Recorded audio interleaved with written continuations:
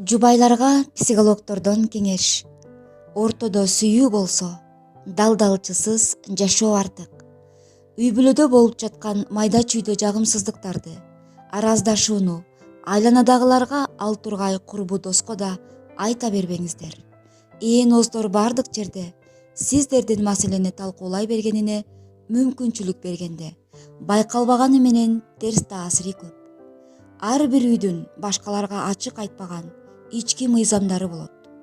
Мындай учурду эске алганда, керек болсо ата-эненин, бир туугандардын кеңеши да туура эмес болуп калышы ыктымал. Андан көрө жубайлар өзүнчө бөлүнүп, абалды териштирип, бири ыкка көнүп, же унчукпай жагдайды ырбатпай коюуга болот.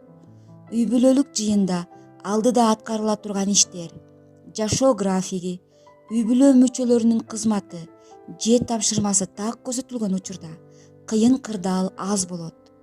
Жубайлардын экөө тең кандай кырдаал жаралбасын же ким күнөөлүү болбосун компромисске барууга ыктаганы оң.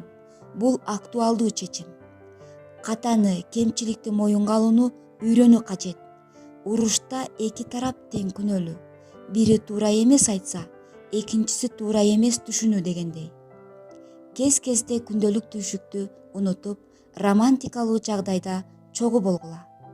Элдешүүгө болбой жатса, дароо ажырашуу чечимин кабыл албай, убактылуу бирин-бирин көрбөй бөлөк жашоо, бири-биринен эс алуудагы жаңы сезимдердин ойгонушуна түрткү болот.